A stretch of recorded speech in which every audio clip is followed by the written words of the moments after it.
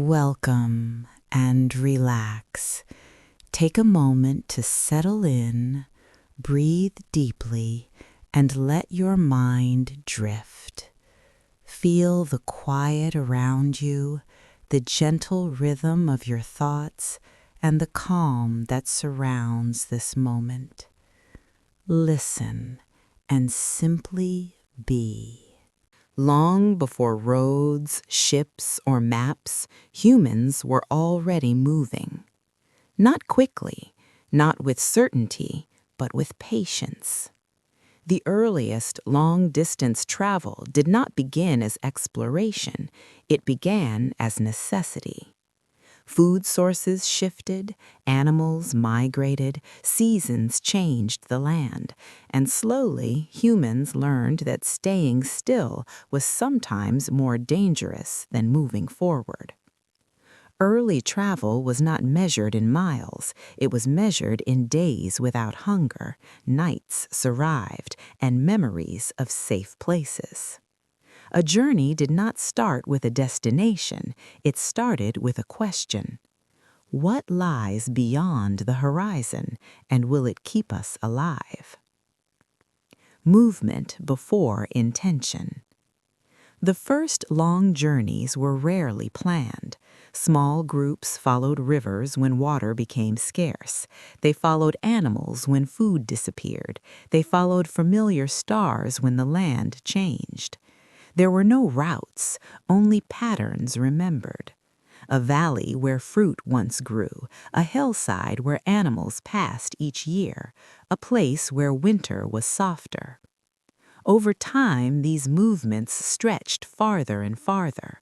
What began as short seasonal shifts slowly turned into true long-distance travel, not because humans wanted to go far, but because survival gently pushed them outward.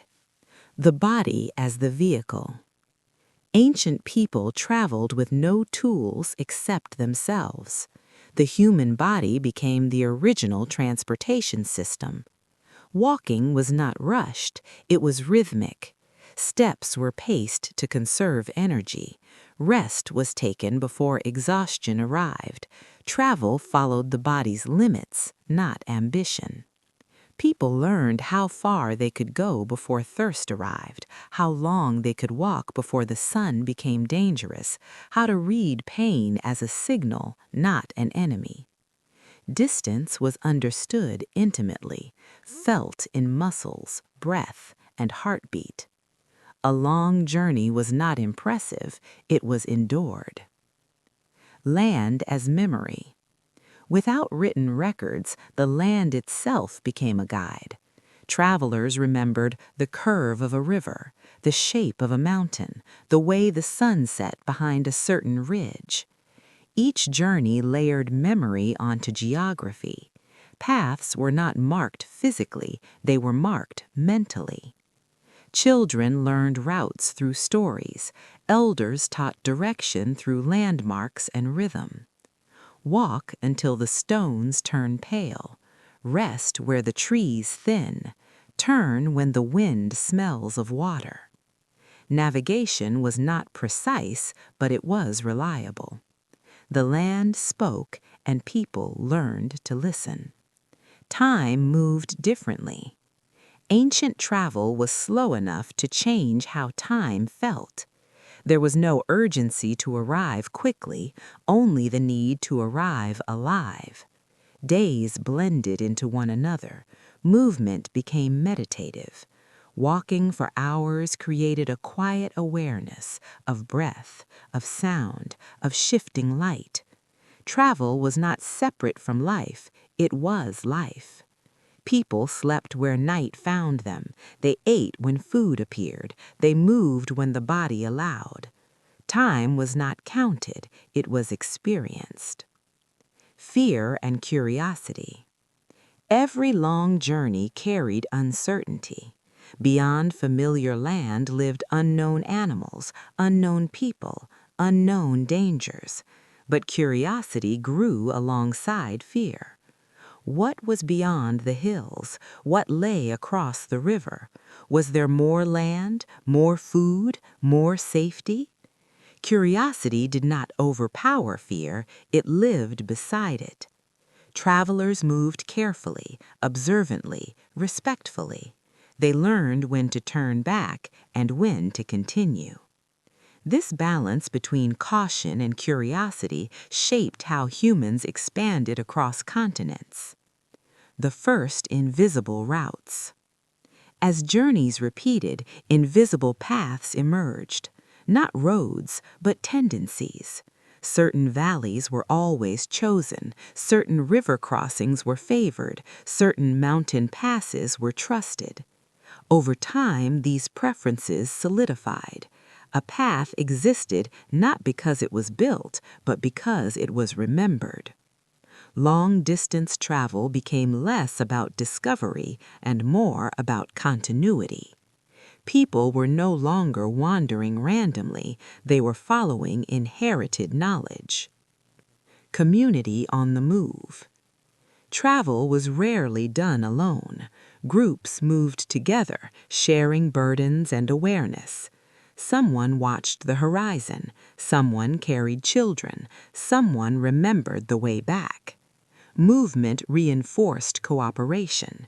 Travel taught humans how to share resources, make decisions together, trust collective memory. Long journeys strengthened social bonds. Survival depended not on speed, but on togetherness.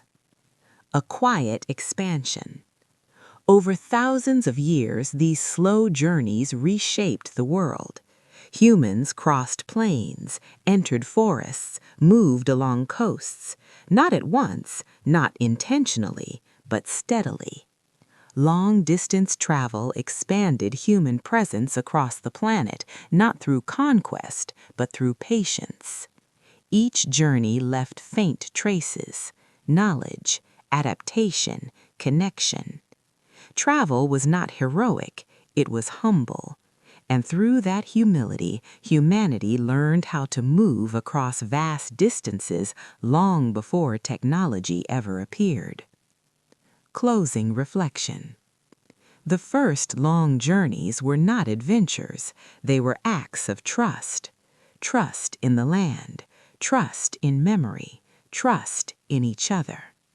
Every road, ship, and map that came later was built upon this foundation. The quiet act of walking forward, step by step, into the unknown. Before wheels turned, before sails caught wind, before animals carried weight, humans traveled on foot. Walking was not just movement, it was a system.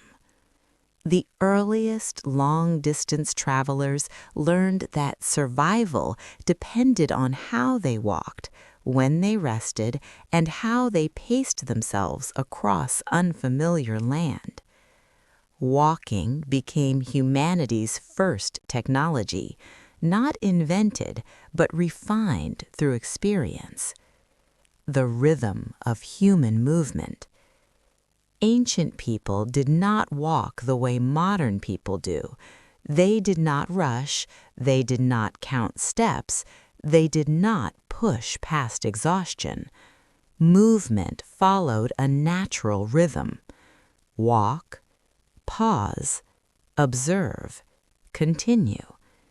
This rhythm allowed travelers to move for hours without collapse. Pacing was instinctive. Breathing guided speed, pain signaled rest.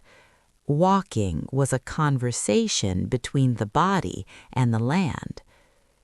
Endurance over speed. Ancient travel favored endurance, not speed. Humans learned that slow movement conserved energy and reduced injury. Fast travel increased hunger, thirst, and risk. Slow travel allowed adaptation. People stopped before fatigue became danger. They adjusted their stride to terrain. A long journey was successful not when it was fast, but when it was sustainable. This understanding allowed humans to travel farther than many faster animals. Feet as tools. Bare feet or simple coverings connected travelers directly to the ground.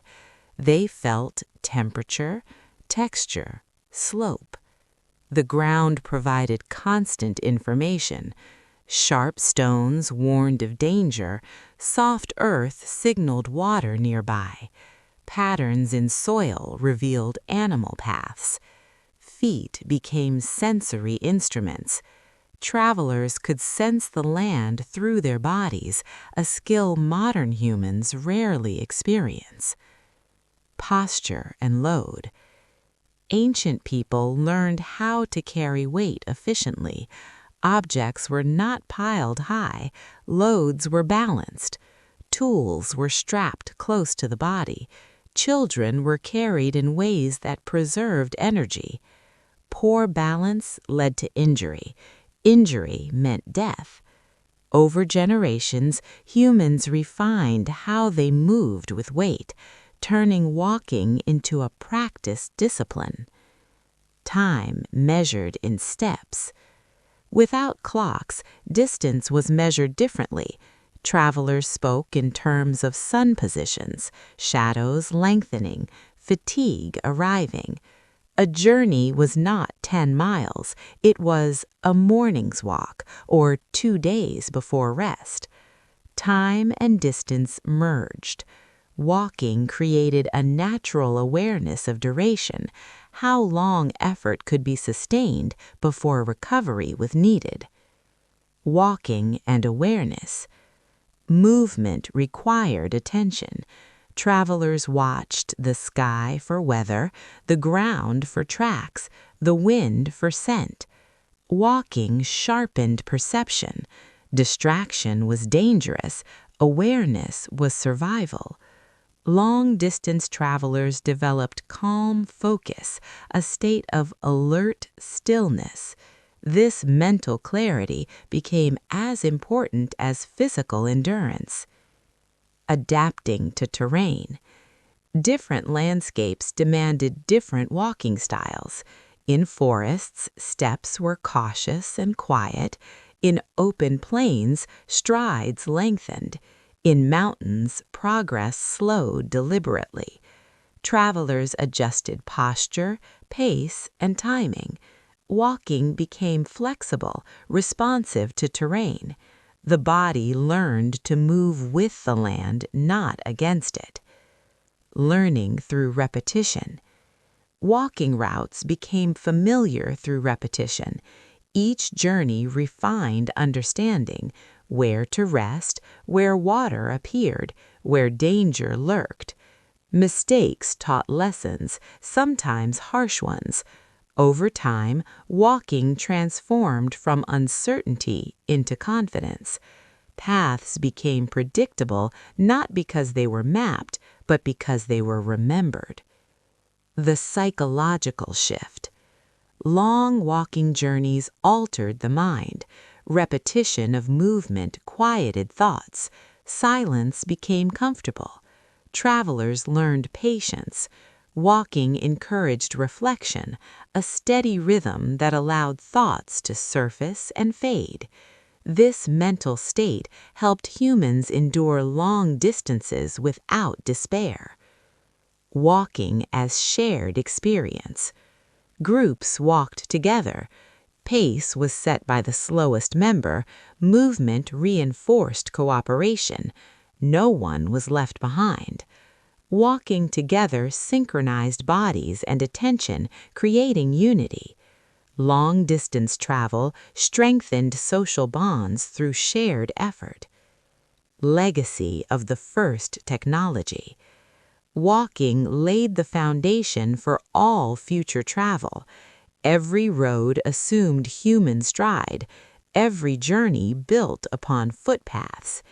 Even today, distances are still measured in time taken to walk. Human movement shaped geography before any tool existed. Closing reflection. Walking carried humans across continents, not through force, but through persistence. Each step was small. Together, they changed the world. Long-distance travel began not with invention, but with the simple decision to place one foot in front of the other. Long before signs, maps, or written directions, the land itself was the guide. Ancient travelers did not move blindly. They moved by observing. Every journey was shaped by attention to light, sound, texture, and change. The earth spoke in quiet signals, and those who traveled far learned how to listen. Land as language. To ancient people, the landscape was not empty space. It was information. Hills indicated drainage and safety. Valleys suggested water and shelter. Trees changed with soil and climate. Travelers read these details instinctively. A bend in a river revealed depth and speed. A line of trees hinted at underground water. Open land warned of exposure. Nothing was random. The land had structure, and travelers learned its patterns. Rivers as natural guides. Rivers were among the most reliable guides for long-distance travel. They provided water, attracted animals, led toward fertile regions. Following a river reduced uncertainty. Even when rivers changed course, they left traces, worn banks, plant growth, smooth stones.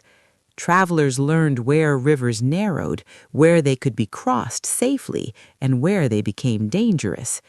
Rivers were not obstacles, they were pathways. The sky as a map. When land offered few clues, the sky took over. The sun marked direction by its rise and fall. Shadows indicated time of day. The moon provided gentle light at night. Stars became fixed reference points. Certain constellations rose and set predictably. Their positions shifted slowly across seasons. Travelers memorized these patterns, turning the night sky into a moving compass. Navigation did not require precision, only familiarity. Seasonal knowledge. Ancient travel was deeply tied to seasons. Routes changed with rain, snow, heat, migration patterns. A path safe in one season could be deadly in another. Travelers learned when rivers flooded, when deserts cooled, when mountain passes closed. Seasonal awareness was essential. Travel required patience. Waiting for the right moment mattered more than speed. Wind, sound, and smell. Ancient travelers used senses modern people rarely rely on. Wind direction signaled approaching weather. Changes in sound hinted at open space or forest ahead. Smell revealed water, animals, or decay. A traveler could smell moisture long before seeing it, hear insects shift with temperature, sense pressure changes before storms. Travel was sensory immersion. The body became an instrument tuned to the environment. Animal movement as guidance. Animals were often better navigators than humans. Travelers watched migration paths, grazing patterns, and resting areas. Animals avoided danger instinctively. Following animal trails often led to water, shelter, safe crossings. Not all animals were trusted, but patterns were respected.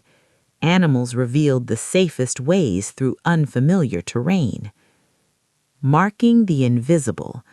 Though early travelers left few physical marks, some signs existed. Stacked stones, bent branches, worn ground. These signs were subtle, meant for those who knew how to see them. Markers did not shout, they whispered. Their purpose was not to guide strangers, but to confirm memory. Learning through failure. Not every journey succeeded. People became lost, paths vanished, weather erased landmarks. Mistakes were inevitable, but failure taught refinement. Travel knowledge accumulated slowly, passed through stories rather than instructions. Each generation inherited not maps, but wisdom. Trusting uncertainty. Ancient navigation accepted uncertainty as normal. Travelers did not expect perfect knowledge. They moved cautiously, they adjusted, they turned back when necessary. Success depended not on control, but on responsiveness. The land was unpredictable, and travelers learned humility. The emotional landscape. Reading the land shaped emotional resilience. Travelers grew comfortable with silence, with waiting, with not knowing what came next. Confidence came not from dominance, but from familiarity. The land became companion, not enemy. Closing reflection. Long-distance travel did not rely on tools alone. It relied on relationship, a relationship with land, sky, and time. Ancient travelers moved slowly, not because they were limited, but because attention required slowness. And through that attention, humans learned how to cross vast distances, guided only by the world itself. The first roads were not built, they were worn into existence. Long before stone, wood, or markers, paths emerged simply because people kept returning to the same places. Each journey pressed memory into the land. Repetition creates direction. Ancient travelers rarely took random routes. They returned to familiar water sources. They crossed rivers at the same narrow points. They passed through valleys that offered shelter. With each return, the ground changed. Grass thinned, soil hardened, stones shifted. A path began to appear, not intentionally, but inevitably. Animal trails as foundations. Many early human paths followed animals. Animals naturally chose efficient routes, gentle slopes, safe crossings. Humans observed these movements. Following animal trails reduced risk and effort. Over time, human feet reinforced these paths, widening and smoothing them. The first travel routes were shared with wildlife. Paths without borders. Early paths had no ownership. They were not controlled or guarded. Anyone who knew them could use them. Paths existed in memory more than in law. This openness encouraged movement and exchange. Travel was communal rather than restricted. Paths as knowledge networks. A path carried more than footsteps. It carried information. Along a path, travelers learned where to rest, where to avoid, where danger often appeared. Each journey added detail. Paths became living archives of experience. To walk a path was to walk inside collective memory. The shape of early trails. Paths were not straight. They curved with the land. They avoided obstacles naturally, rocks, wetlands, steep slopes. Efficiency meant conserving energy, not shortening distance. The land dictated direction. Human movement adapted accordingly. Seasonal disappearance. Many paths were temporary. Rain erased them, snow covered them, plants reclaimed them. Yet people remembered. Paths could vanish physically and still exist mentally. This flexibility allowed travel to continue despite environmental change. Crossroads and meeting points. Where paths intersected, something new happened. People met. Ideas were exchanged. News traveled. Goods moved. These intersections became early gathering points. Over time, settlements emerged near them. Paths shaped communities. Silent agreements. Paths created unspoken rules: who yielded space, where people rested, how encounters unfolded. Travel etiquette developed quietly. Movement became social, not chaotic. Security through familiarity. Walking a known path reduced fear. Travelers recognized landmarks. They anticipated challenges. This familiarity encouraged longer journeys. Confidence grew through repetition. Paths extended outward as trust in movement increased. Paths and time. Paths compressed time psychologically. A familiar route felt shorter than an unknown one. Memory reduced uncertainty. Travel became less draining as predictability increased. This shift made long-distance travel sustainable. From path to road. Some paths endured. They connected valuable places: water, trade, safety. These paths were used often enough to become permanent. Eventually, they were reinforced, but before construction came memory. Roads were born from repeated footsteps. Closing reflection. Early paths were quiet achievements. They required no planning, no authority, only patience. Through repetition, humans reshaped landscapes without force. Each step affirmed direction, and slowly, invisible journeys became visible routes across the world. Ancient travelers did not carry much. They couldn't. Every object had weight. Every weight demanded energy. Every extra burden shortened the journey. What people chose to carry revealed what they valued most: the economy of weight. Long-distance travel forced strict choices. Items were evaluated not by usefulness alone, but by cost. A tool had to earn its place. Food had to justify its weight. Objects without daily value were left behind. Travel refined necessity. Only what truly mattered moved with the traveler. Food for the journey. Food was the heaviest burden and the most essential. Ancient travelers favored dried meat, grains, roots, foods that lasted. Fresh food was gathered along the way when possible. Knowledge of edible plants became critical. Hunger shaped routes as much as geography.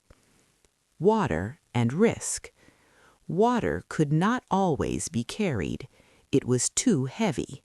Instead, travelers memorized water sources. Carrying vessels was essential, but limited. Running out of water meant death. Travel planning revolved around hydration. Paths followed rivers, springs, and seasonal streams. Tools as survival extensions. Tools expanded human capability. Simple blades, fire-making materials, containers. Tools were often multifunctional. A knife cut food, shaped wood, defended life. Every tool was tested through use. Useless tools were abandoned. Clothing and protection. Clothing served purpose, not fashion. It protected from cold, sun, abrasion. Animal skins and woven fibers were layered strategically. Clothing changed with environment. Travelers adjusted attire as terrain shifted. Fire as portable safety. Fire transformed travel. It provided warmth, light, and security. Travelers carried embers or fire-making tools.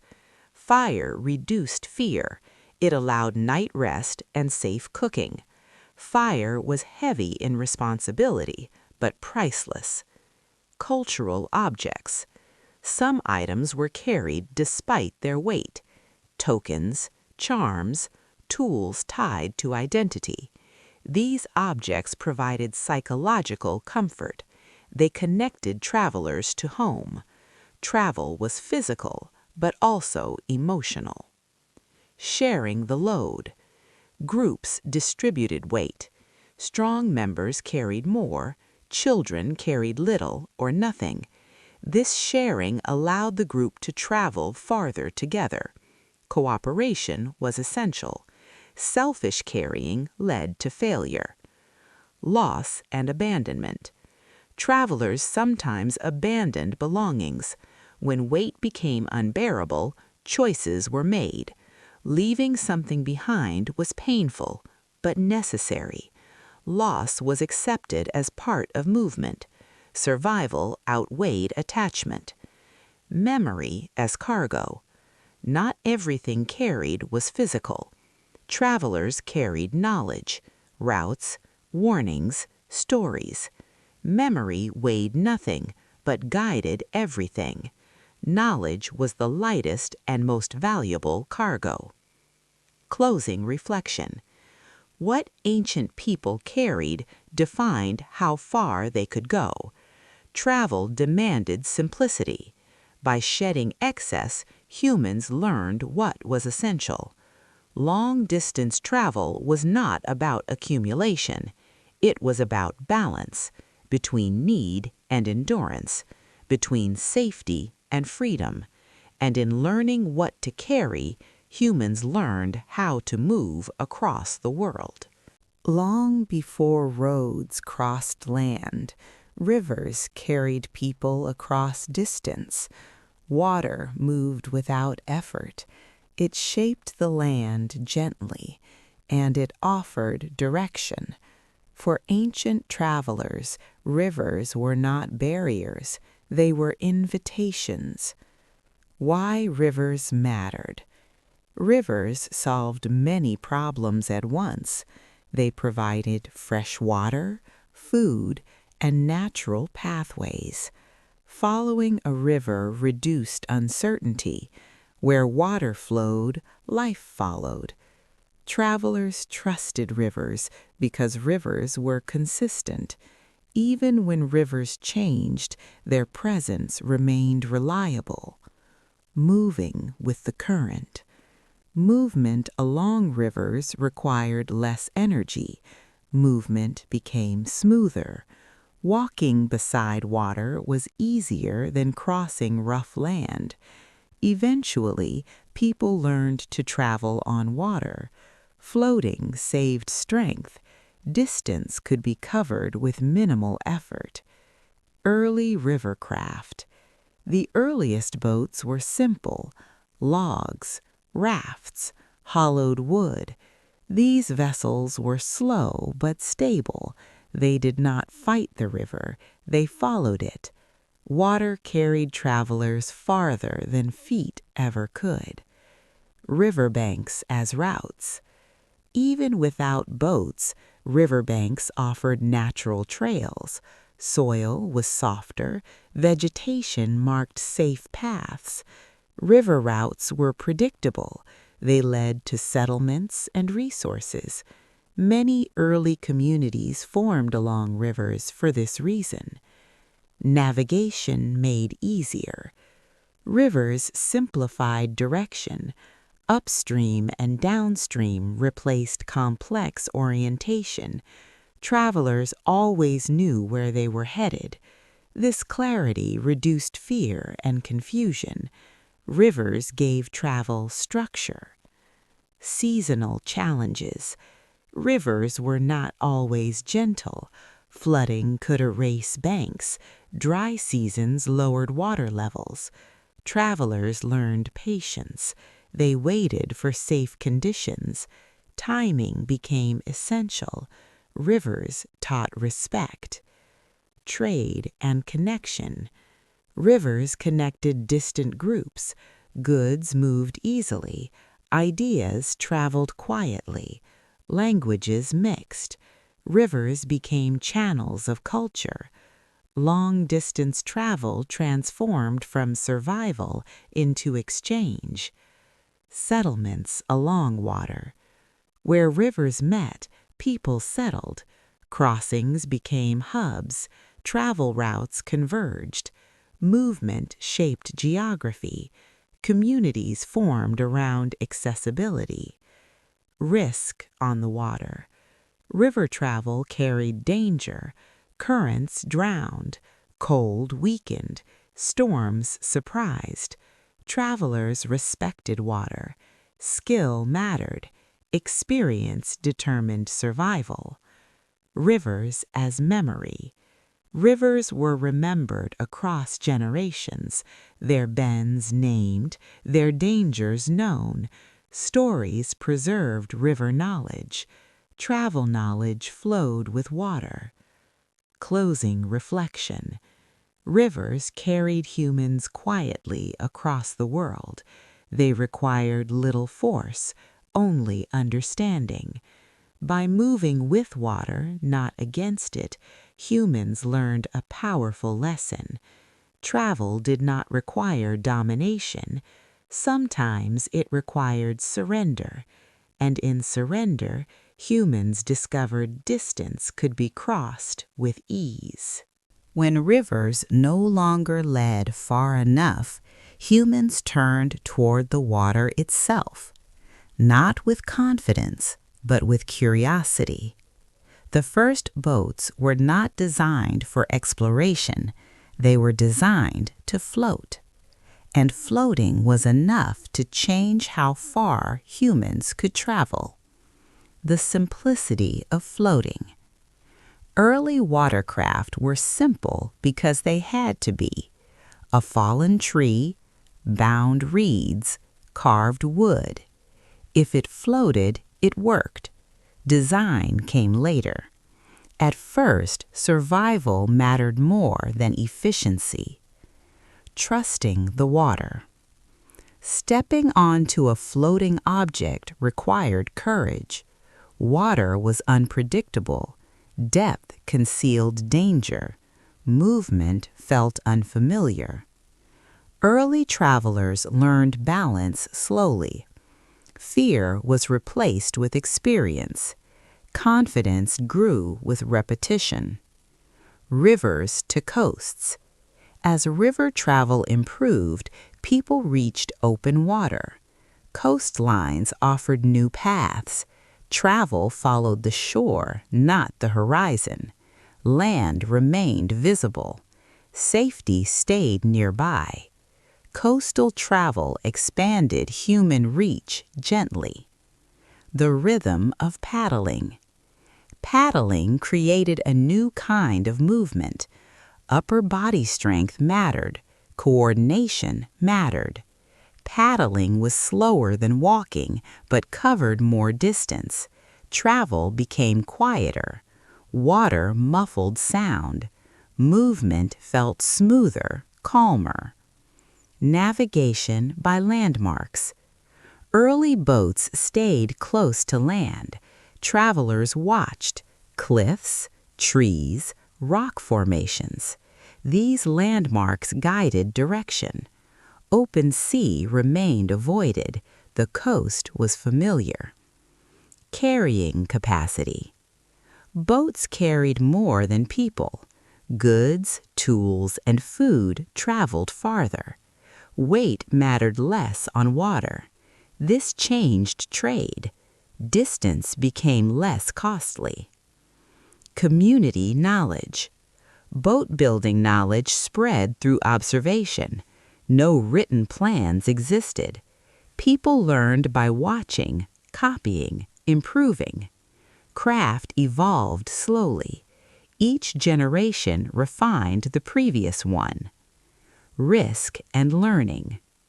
Water punished mistakes. Capsizing taught caution. Weather demanded patience. Travelers learned when not to go. Waiting became part of travel. Cultural shifts. Water travel changed how people thought about distance. Places once unreachable became familiar. Isolation decreased. Connection increased. Movement reshaped identity. The quiet expansion. Boats allowed humans to move beyond land's limits, not boldly but carefully. Each journey extended confidence. Water became pathway. Closing reflection. Early boats were fragile, but they carried powerful change. They taught humans that distance could be crossed not only by endurance, but by understanding balance and flow. Travel expanded quietly, floating forward on trust and patience. When coastlines faded and land disappeared, ancient travelers faced their greatest uncertainty.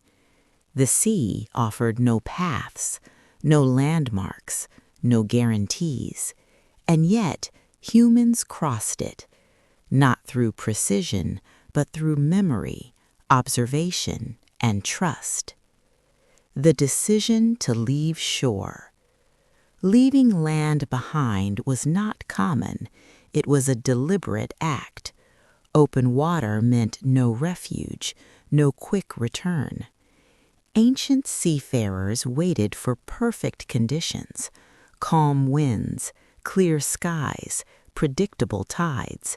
Travel began only when signs aligned. The sky as guide. Stars became primary references. Certain stars rose and set consistently. Their positions revealed direction. Sailors memorized star paths through repetition. Night navigation required familiarity, not tools. The sky became a moving map. The sun and horizon. During the day, the sun guided direction. Its height marked time. Its arc revealed orientation. Travelers watched shadows on the boat. Small changes mattered. Winds as patterns. Wind was not random. Seafarers learned seasonal winds.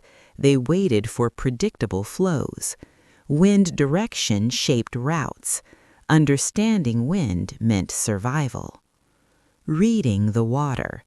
The water itself carried information. Wave patterns revealed land nearby. Currents hinted at direction. Color changes indicated depth. Experienced travelers read the sea. The ocean spoke subtly. Birds and life. Bird behavior guided navigation. Birds rarely strayed far from land. Following birds led toward safety. Floating vegetation signaled proximity. Life indicated direction. Memory-based navigation. Routes were memorized as sequences. Star positions, wind changes, time elapsed. Journeys were recalled through story. Navigation lived in narrative. Knowledge passed orally. Risk and faith. Sea travel carried risk beyond land. Storms arrived suddenly. Mistakes meant loss. Yet trust grew through success. Each journey strengthened belief. Fear was managed, not eliminated. Community and shared knowledge. Seafaring knowledge was communal. No one traveled alone in understanding. Lessons spread. Mistakes were remembered. The sea shaped culture. Expanding the known world. Sea crossings connected islands. Cultures met. Trade expanded. Distance shrank. The ocean became bridge. Closing reflection. Crossing seas without maps required humility. Ancient travelers did not control the ocean. They listened to it. Through observation, memory, and patience, humans learned to move across open water, guided not by instruments, but by the world itself. For ancient travelers, Deserts were not just places without water. They were places without forgiveness. Unlike forests or rivers, deserts offered no correction for mistakes. A wrong turn did not slow a journey, it ended it. And yet, humans crossed them, slowly, carefully, with deep respect. The nature of empty land. Deserts appear empty, but they are not simple. They are vast, exposed, and unforgiving. The sun dominates the sky, shadows disappear, distances stretch endlessly. Ancient travelers understood that deserts could not be rushed. Speed drained water, urgency invited error. Survival depended on restraint. Timing over distance. In deserts, when you traveled mattered more than how far you went. Journeys were planned around temperature, not geography. Travel began before sunrise. Movement slowed during the heat. Rest came when the sun reached its highest point. Night travel became common. Cool air preserved strength. Stars replaced landmarks. Time ruled the desert. Water as the central question. Every desert journey revolved around one thought: where is the next water source? Water was not carried casually. It was rationed, protected, and respected. Travelers memorized wells, springs, seasonal pools. Routes existed because water existed. Without water, there was no path. Knowledge passed through memory. Desert routes were rarely visible. Sand erased footprints within hours. Navigation depended on memory and teaching. Elders passed routes through stories, where the ground darkened, where wind shaped dunes differently, where stars aligned with distant hills. Desert knowledge was fragile. Forgetting meant death. Caravans and cooperation. Deserts encouraged group travel. Caravans formed for safety and endurance. People shared water. Animals carried loads. Knowledge pooled together. Travelers supported the weakest members. In the desert, isolation was dangerous. Community was survival. Animals as travel partners. Certain animals made desert travel possible. Camels carried weight and conserved water. Donkeys endured heat patiently. Travelers adapted their pace to animals. Animals dictated speed, rest, and timing. Humans followed their instincts. Animals sensed danger before humans could. Landmarks that barely exist. Desert landmarks were subtle. A single rock formation, a slight elevation change, a line of darker sand. Travelers learned to notice what others ignored. Desert navigation sharpened perception. Attention became survival. Wind as a guide and threat. Wind shaped deserts constantly. Dunes moved, paths vanished, but wind also carried information. Its direction revealed weather changes, its strength warned of storms. Travelers learned when to stop and wait. Stillness was sometimes the safest choice. Psychological endurance. Desert travel tested the mind as much as the body. Silence was overwhelming. Repetition drained morale. The landscape offered little variety. Travelers relied on ritual, songs, stories, shared silence. Mental endurance preserved physical strength. Rest as strategy. Rest was not weakness. In deserts, rest was a tool. Travelers stopped early. They waited patiently. Ignoring exhaustion led to collapse. Survival favored those who respected limits. Trade across deserts. Despite danger, deserts did not stop trade. They shaped it. Goods moved carefully, slowly, deliberately. Desert routes connected distant civilizations. Travel through emptiness linked cultures that never met directly. The desert became a bridge through restraint. failure and loss. Not all journeys succeeded. Some caravans vanished. Sand buried mistakes without memory. This risk sharpened caution. Every successful crossing carried lessons from past failures. Respect for the land. Ancient travelers did not try to conquer deserts. They adapted to them. They accepted limitations. The desert demanded humility. Those who respected it passed through. Those who challenged it did not. Closing reflection. Desert travel revealed a truth ancient people understood deeply. Movement does not mean control. Sometimes the only way forward is patience. By accepting slowness, humans crossed the emptiest places on Earth, step by step, guided not by certainty, but by discipline and respect. Mountains did not invite travel. They resisted it. Steep slopes, thin air, sudden weather, and narrow paths made mountains some of the most dangerous places ancient people attempted to cross. And yet, humans moved through them, not quickly, not easily, but deliberately. Why mountains were avoided. Ancient travelers did not cross mountains unless they had to. Mountains offered cold, exposure, limited food, and unpredictable weather. Unlike deserts, where flat land allowed steady pacing, mountains demanded constant effort.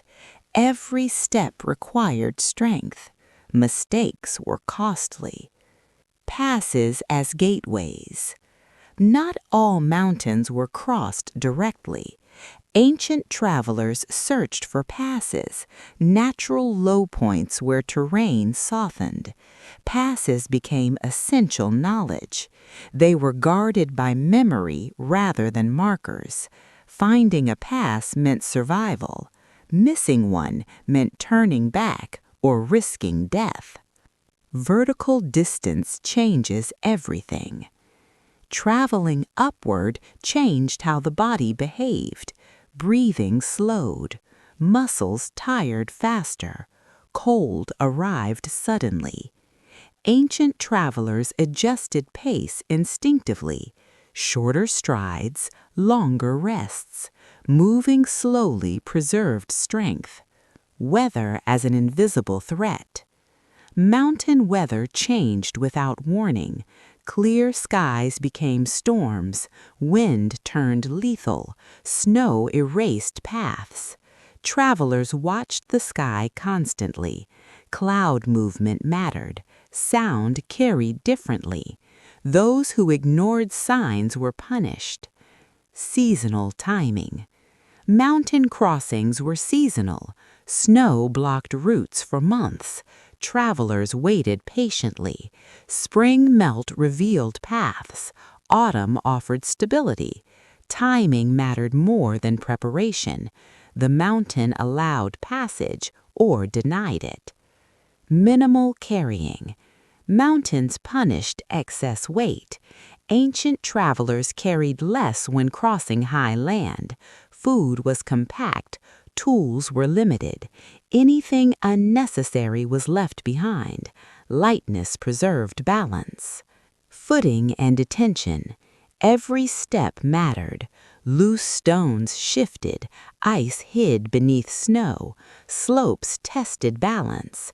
Travelers focused intensely. Conversation quieted. Attention turned inward and outward simultaneously. Mountains demanded presence. Shelter and stillness. Resting places were rare. Overhangs, caves, wind-blocked ledges. Travelers learned when to stop and wait. Moving during storms was deadly. Stillness became survival. Animal guidance. Animals often revealed safe routes. Goats and sheep navigated cliffs with ease. Following animal movement reduced risk. Humans learned from observation. Animals were better adapted. Psychological weight of height. Mountains altered perception. Distance looked shorter than it was. Sound echoed strangely. Fear intensified. Travelers learned to control panic. Calm preserved judgment. Fear drained energy. Cultural significance. Mountains gained symbolic meaning. They represented boundaries, tests, sacred spaces. Crossing mountains became a story worth telling. Travel was not only physical, but transformational. Trade through mountains. Despite danger, mountains did not isolate cultures. Passes became trade corridors. Goods moved carefully. Knowledge flowed slowly. Mountain routes connected worlds. Loss and respect. Many did not survive mountain crossings. Fallen travelers were rarely recovered. Mountains remembered. This knowledge encouraged humility. Travelers approached with caution and reverence. Closing reflection. Mountains taught humans a critical lesson. Not all progress is forward. Sometimes progress is waiting. By respecting altitude, weather, and limits, ancient travelers crossed the highest barriers on Earth, not by strength alone, but by patience and awareness. Humans did not travel far alone. Not because they lacked courage, but because endurance has limits. The partnership between humans and animals transformed travel more than any early invention. When animals joined the journey, distance changed meaning. The limits of the human body. Walking could carry humans far, but not endlessly. Weight slowed movement. Fatigue shortened days. Injury ended journeys. Ancient people understood their limits. To go farther, they needed help. Animals provided that help, not as tools, but as partners. Choosing the right animal. Not every animal was suitable for travel. Ancient travelers observed carefully. They selected animals based on endurance, temperament, and environment. Different lands required different companions. There was no universal solution. Adaptation mattered. Dogs as early companions. Dogs were among the first travel partners. They carried small loads. They guarded camps. They detected danger. Dogs extended human awareness. Their senses compensated for human limits. Travel became safer with them nearby. Donkeys and early burden bearers. Donkeys excelled at carrying weight. They endured heat. They required little water. They moved steadily. Donkeys allowed longer journeys. Goods traveled farther. Trade expanded. Horses and speed. Horses introduced speed, but at a cost. They required care. They needed water and rest. Speed changed strategy. Travel became faster, but riskier. Journeys shortened, but reliance increased. Horses transformed movement, but demanded respect. Camels and desert mastery. Camels revolutionized desert travel. They stored water, they tolerated heat, they carried immense weight. With camels, deserts opened, routes expanded, cultures connected. Camels reshaped geography. Learning to travel together. Traveling with animals required skill. Humans learned feeding schedules, rest patterns, load balance. Mistreatment led to failure. Animals resisted when pushed too far. Partnership required understanding. Pacing the journey. Animals set the rhythm. Travelers matched their pace. Ignoring animal needs led to collapse. Movement slowed, but endurance increased. Distance favored patience. Emotional bonds. Animals were not just carriers, they were companions. Loss of an animal was devastating. Travelers formed attachments. Animals represented safety and continuity. Navigation through instinct. Animals sensed danger early. They avoided unstable ground. They sensed weather changes. Humans trusted their instincts. Animals guided decisions. Night travel and security. Animals increased safety at night. They detected threats. They stayed alert. Travel became possible in darkness. Night movement preserved energy. Cultural shifts. Animal-assisted travel reshaped society. Trade networks expanded. Nomadic cultures emerged. Settlements shifted. Movement accelerated history. Limits remained. Animals did not eliminate risk. Illness struck. Injury ended journeys. Travel required redundancy.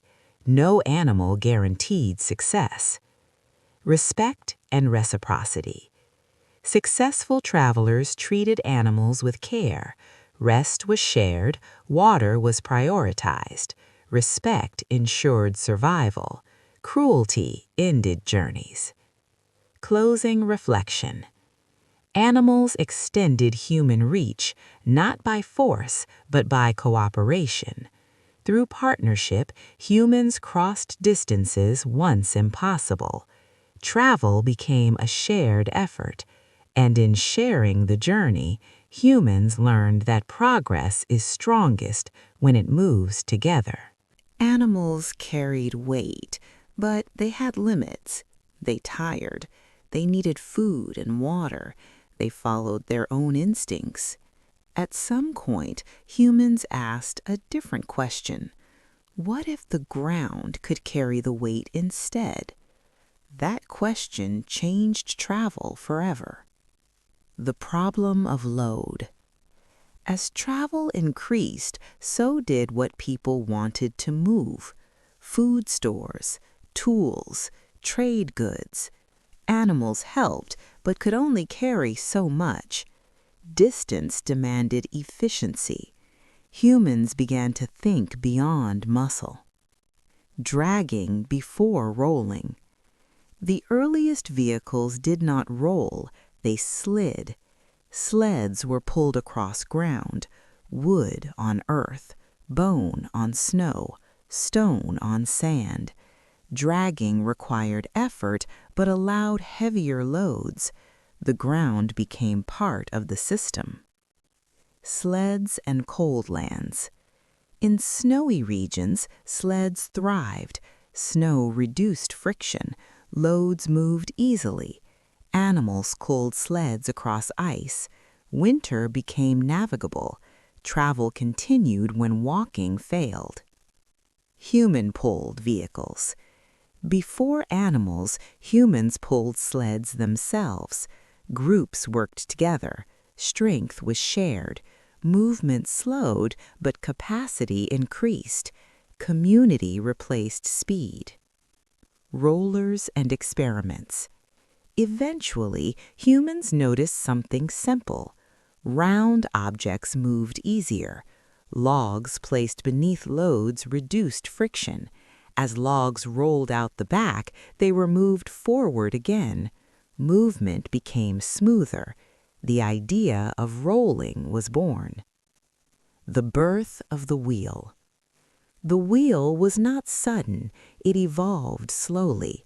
Solid discs carved from wood, heavy and fragile. Wheels required flat ground. Not all environments allowed them. The wheel was powerful but limited. Carts and balance. Early carts were unstable. Balancing weight mattered. Axles broke. Wheels cracked. Failures taught improvement. Design evolved through use, not theory. road dependency. Wheels required paths. Uneven ground destroyed them. As carts spread, roads followed. Paths were reinforced. Travel reshaped landscapes. Animals and vehicles together. Animals pulled carts. Strength multiplied. Distance increased. Trade accelerated. Movement scaled. Social impact. Vehicles changed society. Goods moved farther. Settlements grew. Specialization increased.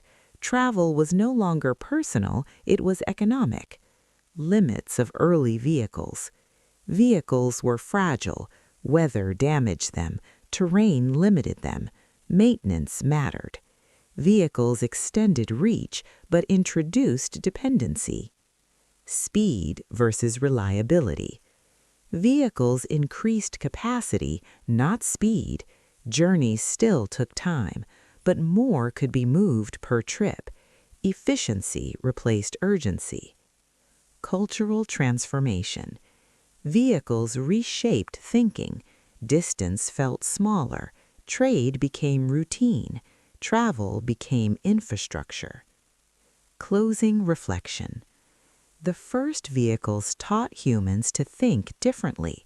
Movement no longer relied only on bodies. The land itself became a partner.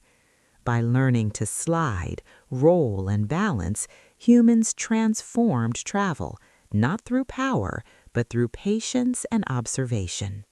Before roads, movement followed memory. People walked where others had walked before. Paths appeared naturally through repetition. But at some point, humans made a deliberate decision. Movement matters enough to shape the land. That decision changed travel forever. The difference between a path and a road. A path is discovered. A road is designed. Paths emerge because they are convenient. Roads exist because someone chose them. Roads required planning, effort, and cooperation. They were not accidents, they were statements. Why humans began building roads. As travel increased, problems multiplied. Vehicles broke on uneven ground. Animals stumbled. Loads shifted. Efficiency suffered. Roads solved these issues. They smoothed terrain. They removed obstacles. They created consistency. Movement became reliable. Labor as infrastructure. Roads did not build themselves. They required workers. Groups cut trees, moved stones, packed earth. This labor reflected social organization. Only communities with coordination could build roads. Roads revealed structure and authority. Materials and local solutions. Early roads used what was available. In rocky regions, stone dominated. In forests, wood reinforced ground. In plains, compacted earth sufficed. Durability depended on environment. Roads were adapted, not universal. Maintenance as a constant task. Roads demanded care. Rain eroded surfaces. Animals damaged paths. Time weakened structures. Maintenance became a shared responsibility. Neglected roads disappeared quickly. Travel infrastructure reflected societal stability. Bridges, solving the greatest obstacles. Water disrupted travel. Rivers forced detours. Bridges provided solutions. Simple wooden crossings appeared first. Later, stone bridges endured. Bridges concentrated movement. They became critical nodes. Roads and political power. Roads extended authority. Administrators traveled faster. Armies moved efficiently. Messages spread reliably. Control followed connectivity. Roads strengthened governance. Trade expansion. With roads, trade accelerated. Goods moved farther, markets connected, prices stabilized, travel became economic, roads enabled specialization, way stations and infrastructure growth. Long journeys required rest, way stations emerged, food, shelter, animal care, travel became supported, movement became predictable. Risk along roads. Roads attracted travelers and criminals. Bandits targeted routes. Protection systems developed. Travel required vigilance. Safety improved, but danger remained. Cultural transmission. Roads carried more than goods. They carried ideas. Languages mixed. Customs spread. Roads became cultural arteries. Psychological shift in distance. Roads altered perception. Distance felt smaller. Travel felt normal. Movement became expected. The world shrank. Decline and loss. When societies weakened, roads decayed. Maintenance stopped. Paths reverted to wilderness. Travel regressed. Infrastructure reflected societal health. Legacy of roads. Some roads lasted centuries. Their routes influenced modern highways. Ancient decisions shaped future movement. Roads outlived their builders. Closing reflection. The first roads marked a turning point. Humans no longer followed land, they reshaped it. Travel became planned, structured, and enduring. Roads transformed movement from necessity into system. When roads stretched farther than daily travel, something new emerged. Movement stopped being personal. It became interconnected. Long-distance trade routes formed the first invisible threads binding distant worlds together. Why trade routes appeared?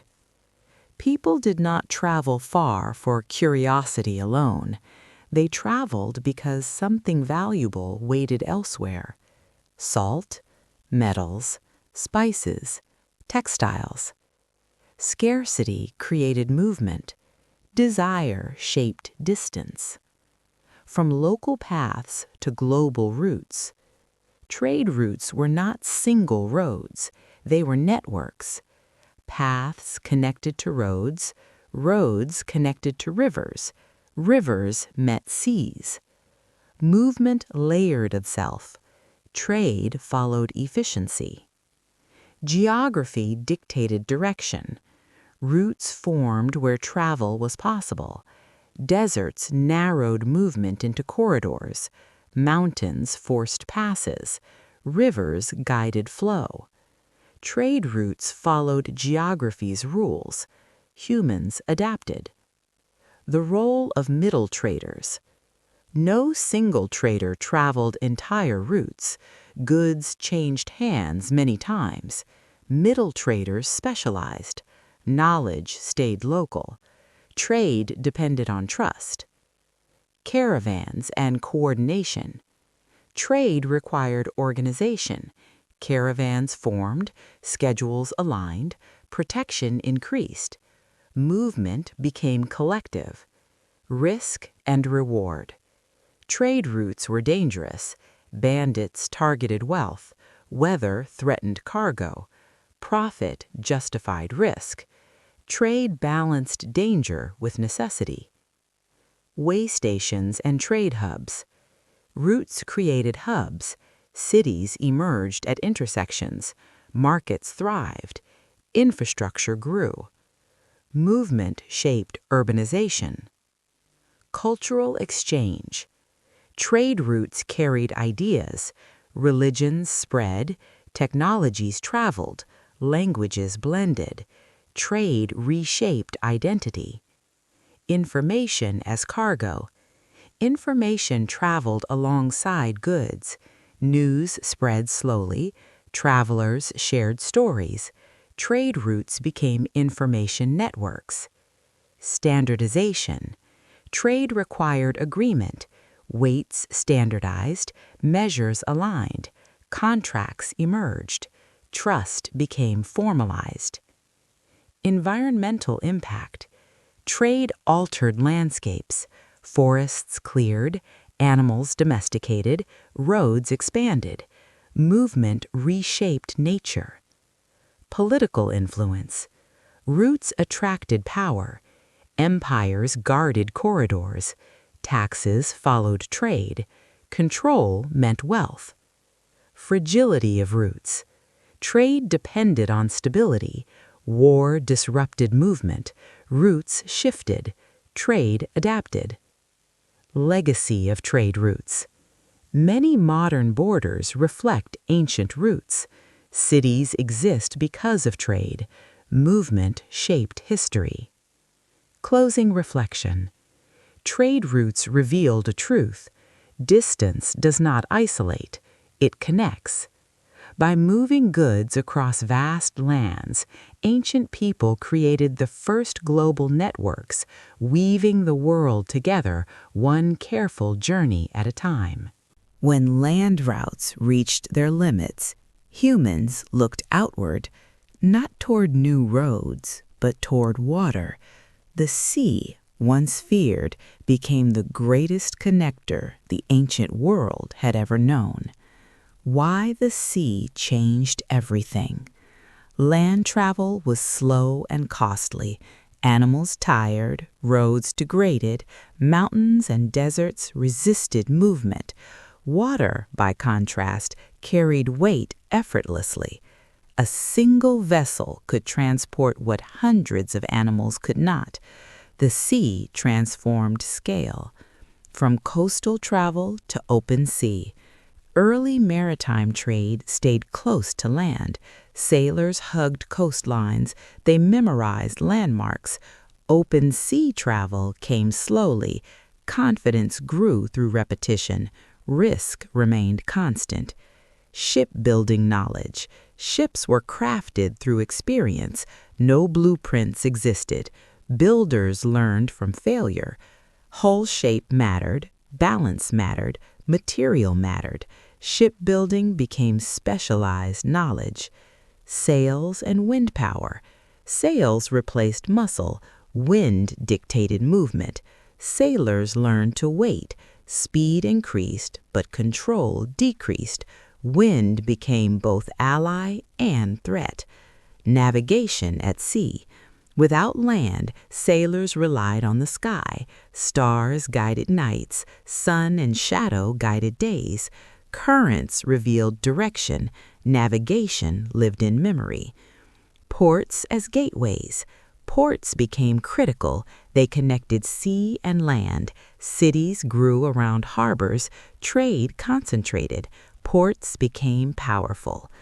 Trade goods at sea. Sea trade moved bulk goods, grain, metals, timber.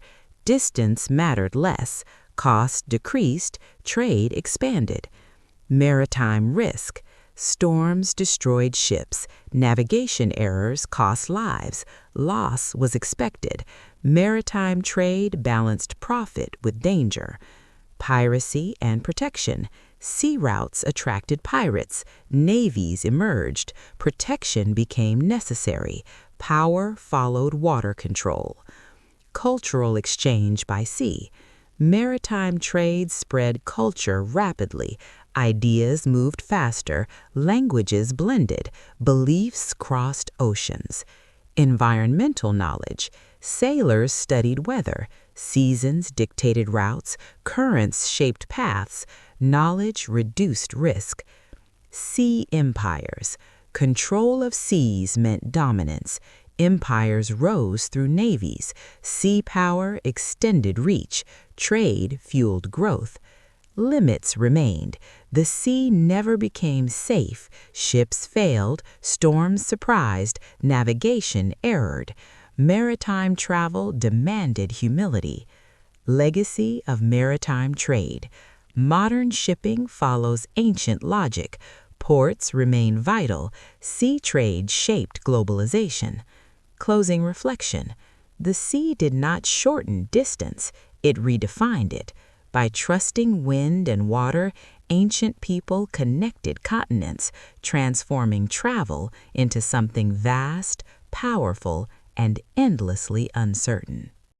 Long before satellites or compasses, humans relied on memory.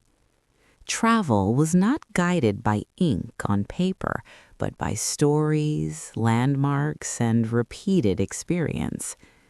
Every journey was a lesson. Every mistake taught where to go or where not to go. The limitations of memory. Memory is fragile. Rivers change course, mountains shift, trees fall, paths disappear. Early travelers remembered sequences, where the river bends, where the dune flattens, where a particular star rises above a hill. Each journey reinforced knowledge. Each error was memorized and passed down. Oral mapping. Memory was not private. Knowledge traveled with people. Communities shared routes orally. Elders told stories of journeys. These stories doubled as instructions.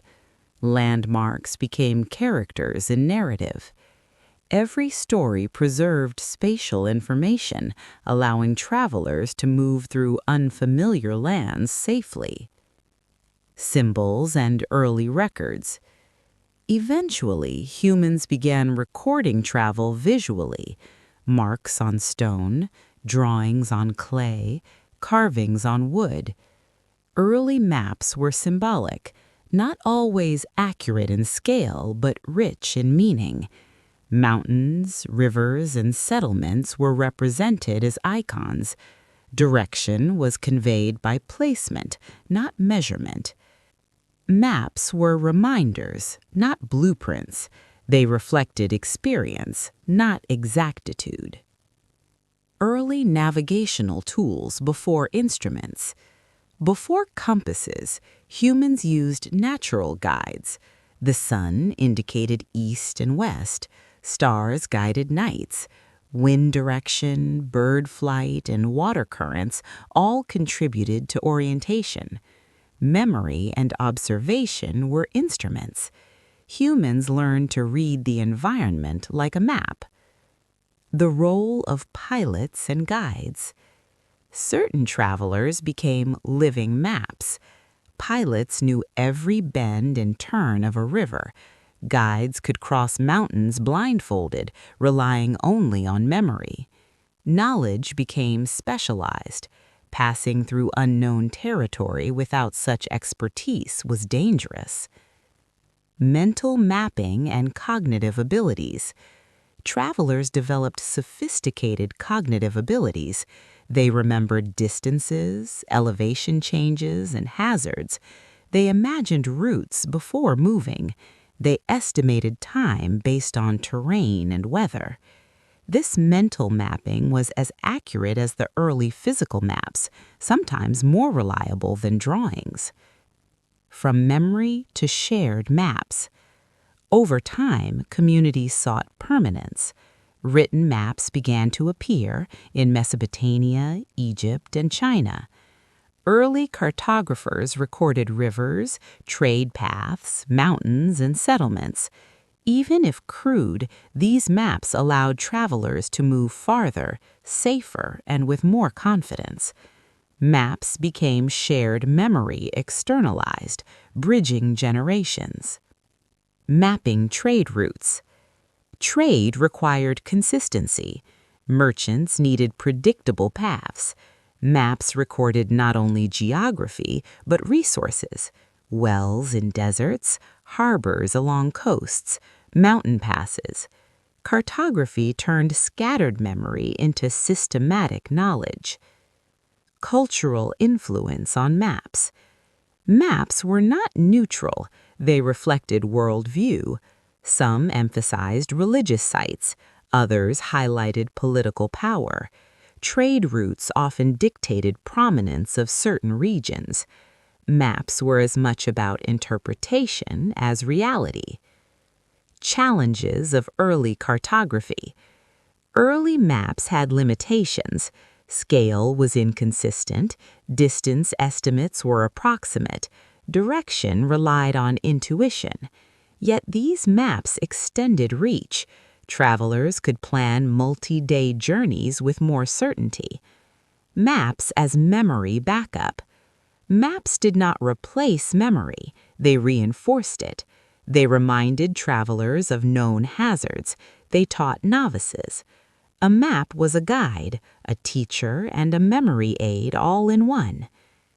Maritime mapping. At sea, maps became even more crucial. Coastal outlines were drawn from repeated observation. Harbors were documented. Currents, tides, and seasonal winds were marked. Early sailors combined maps with memory, blending recorded knowledge with lived experience. The evolution of accuracy. Accuracy increased slowly. Revisions came from repeated voyages. Errors were corrected over decades. Maps were living documents. The process taught travelers humility. No map was final, no memory complete. Maps and human confidence. By externalizing memory into symbols and diagrams, humans gained confidence to travel farther. Distance became predictable, risk could be mitigated, exploration expanded. Maps transformed movement from improvisation into strategy. Closing reflection. Maps were more than representations of land. They were mirrors of human understanding, memory, and trust. By recording experience, humans extended their reach beyond what the body alone could endure. Travel became systematic, distance became manageable, the world became knowable. Maps allowed humans to navigate not only the land, but the passage of time, experience, and culture, ensuring that the lessons of each journey survived for generations to come. Long-distance travel was dangerous, slow, and unpredictable. Humans learned that moving goods, people, and ideas over hundreds or even thousands of kilometers required organization. Individual travelers or small groups could only go so far. Beyond that, survival demanded cooperation, structure, and sometimes empire. Why trade needed organization? Trade was about more than moving goods. Silk, spices, metals, and salt had value, but that value could be lost to theft, natural hazards, mismanagement. Organizing multiple people, animals, and schedules reduced these risks. Caravans emerged as the solution. What was a caravan? A caravan was a moving community. It included traders, porters, guides, and animals carrying goods. Caravans were slow but deliberate. Each member had a role, each step carefully coordinated. The organization allowed survival across deserts, mountains, and vast plains. Routes and planning. Caravan routes were chosen meticulously. Water sources, pastures for animals, and resting points dictated movement. Distance between stops was calculated by human endurance, animal capacity, and environmental conditions. Travelers planned months ahead, sometimes waiting for the right season. Patience was as important as speed. The role of empires. Emerging empires realized the power of trade. Controlling trade routes brought wealth, stability, and influence. Governments invested in roads, security, and way stations. Empires extended their reach without directly controlling every region. Trade became a form of soft power. Security in numbers. Caravans provided safety. Bandits targeted solitary travelers. Groups deterred attacks. Armed escorts traveled alongside goods. Security extended beyond protection, it increased efficiency. Delays caused by fear decreased when organized groups moved together. Specialized knowledge in caravans. Caravan leaders required experience. They knew how to pace animals, how to ration water and food, how to interpret signs in terrain and weather. Guides read subtle changes in sand, wind, and sky. Without this knowledge, long-distance trade was impossible. Animals as partners in organized trade. Caravans relied heavily on animals. Camels carried loads across deserts, horses pulled carts along roads, donkeys navigated mountain passes.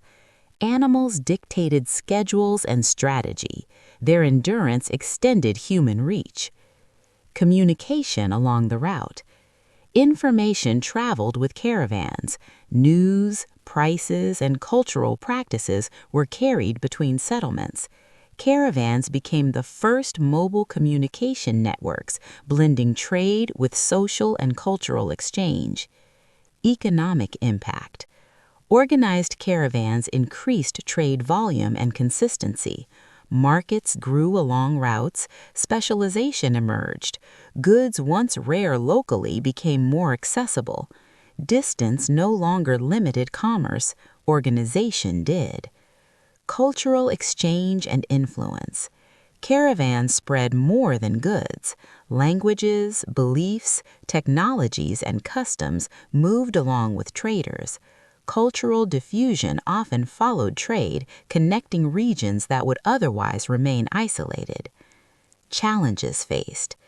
Even organized caravans faced enormous risks. Weather could halt progress for days or weeks. Animals could become sick or die. Banditry still posed danger. Navigation errors could lead to disaster. Success depended on coordination, adaptability, and resilience. The scale of early trade networks. Some caravans spanned thousands of kilometers. The Silk Road is a famous example, linking China to the Mediterranean. Caravans connected empires, deserts, mountains, and seas. Trade was not a linear journey, it was a network of nodes, hubs, and connections. Training and apprenticeship. Traveling in a caravan was a learned skill. Young traders apprenticed under experienced leaders. They learned to read terrain, manage animals, negotiate with locals, and assess risk. Knowledge passed through practice, not just theory. Mental demands. Long journeys tested mental endurance. Isolation, repetition, and danger strained travelers. Rituals, storytelling, and communal practices helped maintain morale. The mental stability of a caravan was as crucial as its physical organization. Legacy of organized trade. Organized caravans shaped civilizations. They enabled the growth of cities along routes. They facilitated international diplomacy and exchange. They laid the foundation for economic systems still in use today. Through careful planning, coordination, and endurance, humans transformed long-distance trade from sporadic movement into a reliable system. Closing reflection. Caravans exemplify one of humanity's greatest insights. Distance can be overcome not only with strength or technology, but through organization, cooperation, and knowledge.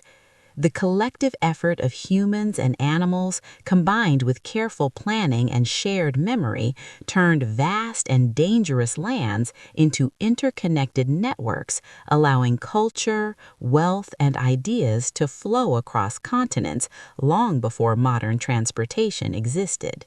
Once humans mastered land travel and organized caravans, the next frontier emerged: the sea. Rivers had connected communities, and coastlines had guided early sailors, but maritime trade demanded courage, innovation, and long-term vision. The oceans were vast, unpredictable and dangerous, but they held unprecedented potential for commerce, culture, and connectivity. The appeal of the sea. Water carried weight with ease.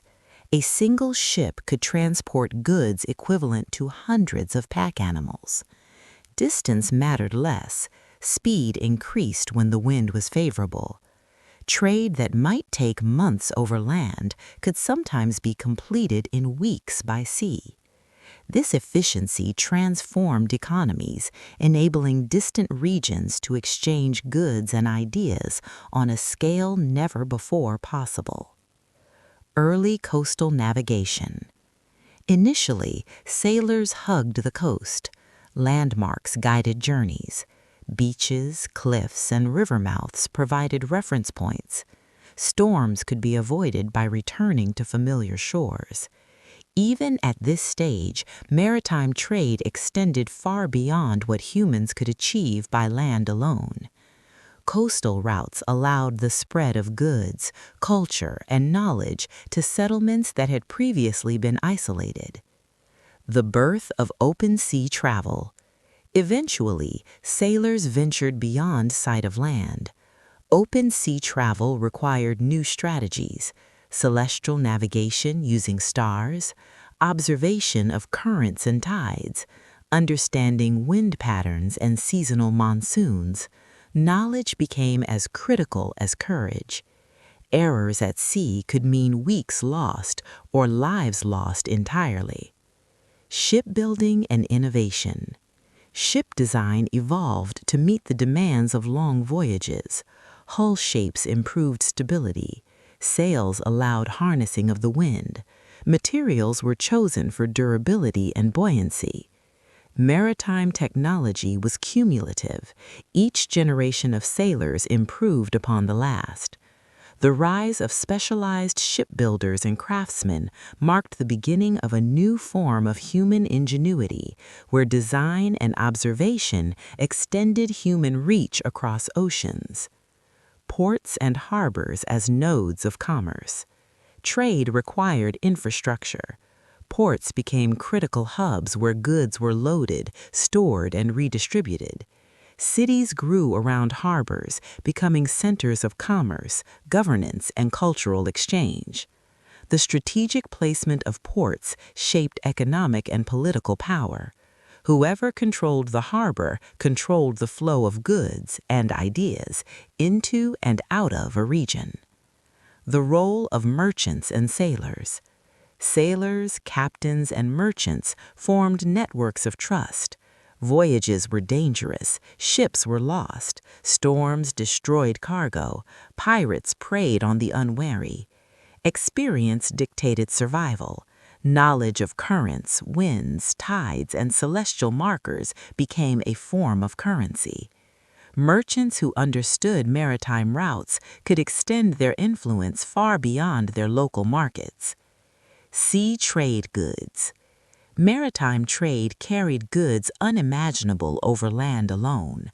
Bulk commodities like grain, timber, and salt were transported efficiently. Luxury goods, silk, spices, precious metals traveled thousands of kilometers, connecting distant cultures. Goods that once seemed exotic to one society became familiar to another. Trade reshaped diets, economies, and material culture. Risk management at sea. Despite its advantages, the sea was not safe. Storms struck without warning. Navigation errors led to shipwrecks. Piracy threatened both human lives and cargo.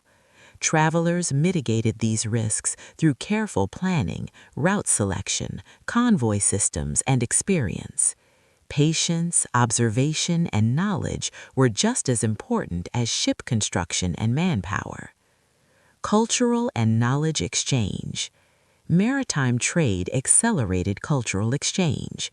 Languages blended, ideas spread. Religions, technology, and artistic styles moved across continents. Ports became melting pots where travelers shared stories, knowledge, and innovations. The oceans did not merely connect economies, they connected societies, beliefs, and worldviews. The emergence of maritime empires. Control of sea routes brought wealth and power. Empires emerged around naval dominance and trade. They maintained fleets to protect commerce. They established colonies to secure resources. They built lighthouses, docks, and storage facilities. Maritime power became synonymous with economic and political influence. Seasonal and environmental knowledge. Sailors relied on observation of natural phenomena. Monsoon winds in the Indian Ocean dictated sailing seasons. Currents in the Mediterranean guided routes. Storm patterns were memorized over generations. Environmental awareness became an essential skill. Maritime trade required humans to harmonize with natural forces rather than dominate them. Legacy of maritime trade networks. By connecting continents, maritime trade shrunk the world. Goods, ideas, and people moved farther and faster than ever before. Coastal civilizations thrived. Remote regions gained access to global products. The foundations for future globalization were laid through observation, collaboration, and calculated risk. Closing reflection. Maritime trade demonstrates a timeless principle. Human progress is often defined by our ability to collaborate with nature. By understanding the oceans, harnessing wind, and mastering ships, humans transcended geographic limits. Through patience, observation, and skill, the vast and perilous seas became highways, connecting distant lands and cultures in ways that reshaped history forever. The oceans transformed trade into an intricate web linking continents, economies, and societies, showing that distance is only a barrier until knowledge and coordination overcome it. Long-distance travel in the ancient world was never just physical movement, it was knowledge in motion. Every traveler carried information, routes, warnings, safe wells, hostile territories, weather patterns, seasonal changes.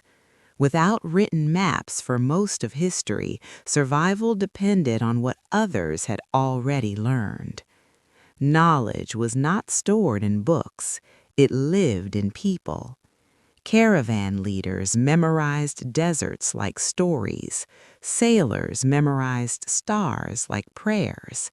Guides memorized mountain passes the way shepherds memorize flocks. And that knowledge was passed through conversation. The campfire as classroom. After long days of travel, people gathered around fires. There, stories became survival manuals. Do not take the northern ridge after the third moon. There is a well 2 days east of the Broken Rock. A tribe beyond the river trades peacefully, but only in spring. Memory replaced paper. Repetition replaced ink. Young travelers learned by listening. Oral maps. Before drawn cartography was common, people carried mental maps, not measured in kilometers, measured in 3 days by camel, half a moon's walk, follow the river until the land bends.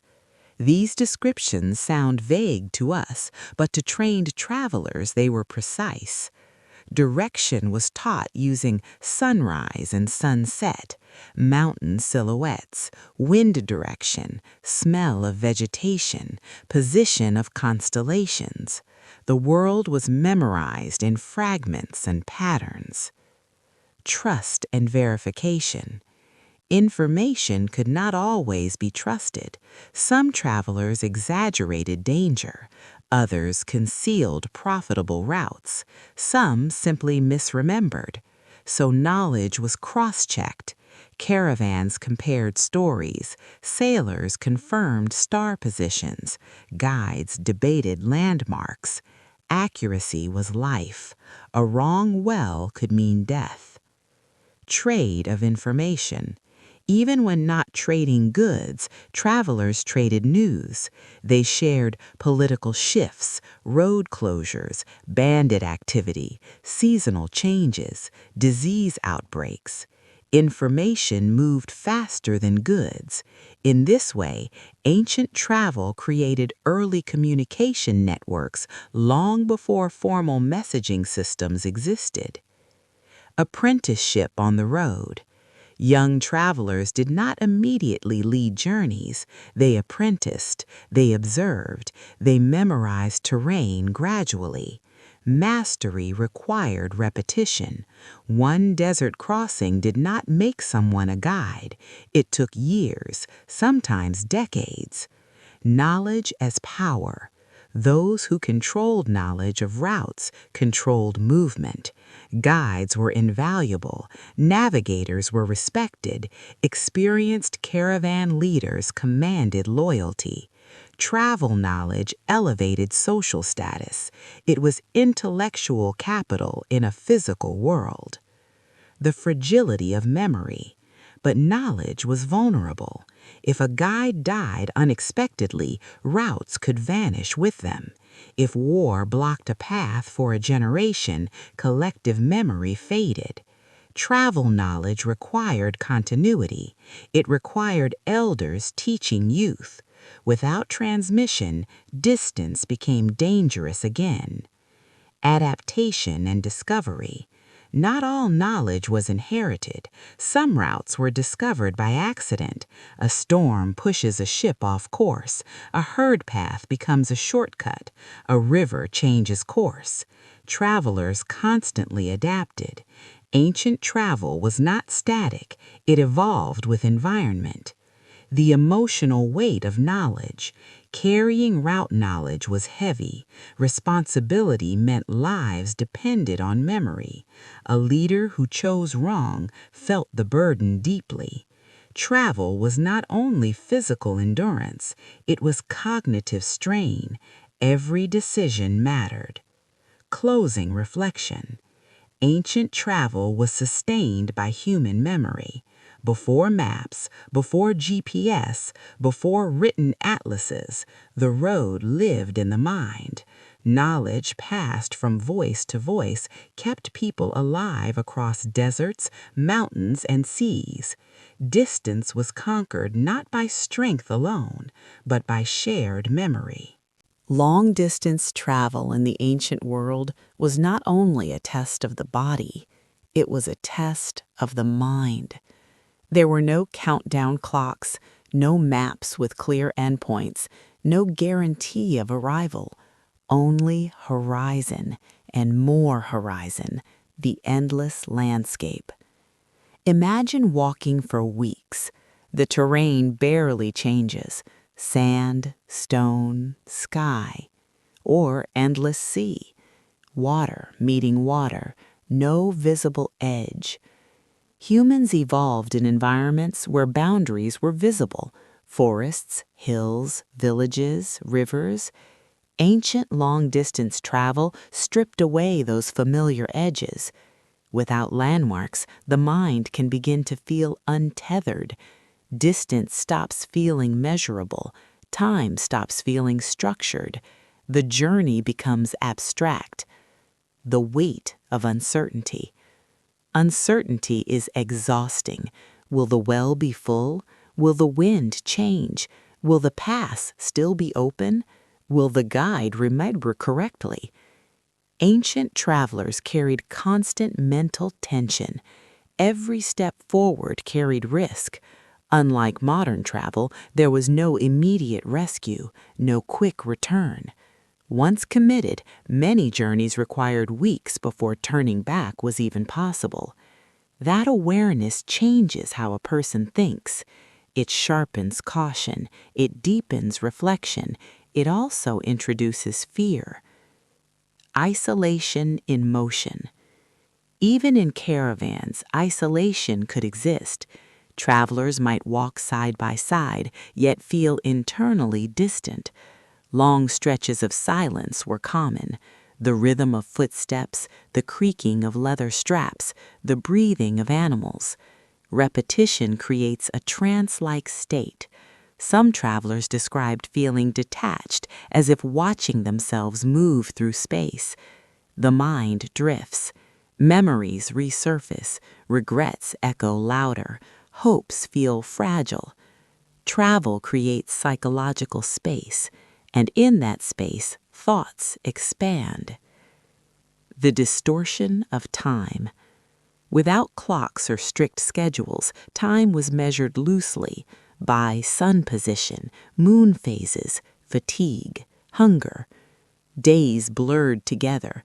Travelers often lost track of exact dates. Instead of saying, "It has been 17 days," they might say, "We have crossed 2 river systems." Time became geographic. Movement replaced calendar. This changes perception. Life begins to feel measured by progress, not by numbers. The fear of the unknown. Beyond familiar lands, imagination grows. Stories about distant territories were often exaggerated: monsters, cursed regions, hostile tribes. Travelers carried these narratives in their minds. The unknown amplifies anxiety. When you cannot see what lies ahead, your mind fills the gap. Sometimes that fear kept travelers alert. Other times it magnified exhaustion. Mental endurance became just as important as physical strength. The strengthening of identity. Paradoxically, distance can clarify identity. When removed from familiar environments, people reflect more deeply. Who am I without my village? Who am I without routine? Who am I when survival depends on my own decisions? Travel stripped away social labels. On the road, survival skill mattered more than status. A noble unfamiliar with terrain might rely on a guide of humble origin. Hierarchy blurred under harsh conditions. This reshaped how travelers viewed themselves. The group mind. In caravans and crews, a collective psychology emerged. Morale fluctuated. If one person panicked, fear could spread. If one person remained calm, stability returned. Leadership during travel was psychological leadership. Reassurance mattered, tone mattered, confidence mattered. Ancient travel required emotional management, not just navigation. Homesickness. Long journeys meant long absence, months, sometimes years. Travelers carried memories of home like internal anchors. Songs were sung quietly, stories retold repeatedly, family names spoken often. Memory kept identity intact. Homesickness was powerful. It could weaken morale, but it could also strengthen resolve. I will endure this and return. That promise sustained many through difficult crossings. The transformation of perception. After weeks in desert silence, a single tree feels miraculous. After months at sea, the smell of earth feels overwhelming. Travel sharpens perception. Modern life dulls perception through constant stimulation. Ancient travel intensified perception through deprivation. Small comforts became profound: water, shade, fresh fruit, stable ground. The mind recalibrated what mattered. Acceptance of scale. One of the most profound psychological shifts came from recognizing scale. Standing before endless ocean, climbing mountain ranges, crossing deserts larger than kingdoms, travel revealed how small humans are. This awareness could be humbling. It could also be spiritual. Many travelers described feeling closer to something greater, whether divine, natural, or cosmic. Distance creates perspective. Perspective reshapes belief. Endurance of the mind. Long-distance travel required mental stamina. Monotony, uncertainty, isolation, responsibility. The body grows tired, but the mind must remain steady. Ancient travelers developed mental discipline, focusing on short-term goals, breaking journeys into segments, trusting routine, repeating prayers or mantras, observing nature for grounding. These coping strategies sustained them across vast emptiness. Closing reflection. Long-distance travel was not just about reaching another place, it was about surviving the space in between. The distance tested fear, tested patience, tested identity, but it also revealed resilience. The human mind, when faced with horizon after horizon, did not collapse. It adapted, and in adapting, it grew stronger. The road was not just external, it was internal, and every step forward reshaped the traveler within. Long-distance travel in the ancient world was never guaranteed. Not guaranteed safe passage, not guaranteed arrival, not guaranteed survival. Every journey carried the quiet understanding that someone might not return. The road was not only difficult, it was unforgiving. The fragility of the human body. Travel exposed the body to extremes, scorching deserts during the day, freezing winds at night, salt air on open seas, thin air in mountain passes. Without modern medicine, even small problems could escalate. A blister could become infected, a twisted ankle could halt a caravan, a fever could spread through an entire crew. The body, strong at the start, slowly wore down under repetition. Dehydration and starvation. In arid regions, water dictated survival. Wells sometimes dried unexpectedly, rivers shifted course, rain patterns failed. A miscalculation of distance between water sources could turn fatal. Hunger was slower but equally dangerous. Rations were carefully planned, but storms could delay ships, bandits could steal supplies, animals carrying provisions could die. Ancient travelers learned restraint. They rationed carefully, they conserved strength, they watched the sky constantly. But nature did not always cooperate. Disease on the move. Travel increased exposure to unfamiliar environments, new climates, new insects, new pathogens, malaria in wetlands, dysentery from contaminated water, respiratory illness in cold mountain air. When one person fell ill, fear followed. There were no antibiotics, no sterile hospitals, no reliable cures. Herbal remedies were carried when possible, but healing depended largely on rest, something long journeys rarely allowed. The spread of illness. Movement connects regions. It also connects disease. Caravans and ships sometimes unknowingly carried illness across borders. What began as a single fever in one port could appear months later in another city thousands of kilometers away. Travel was a bridge for culture, but it was also a bridge for contagion. Ancient societies did not fully understand transmission, they only observed patterns. Sickness often followed movement, and movement was constant. Injury without rescue. Modern travel includes safety nets.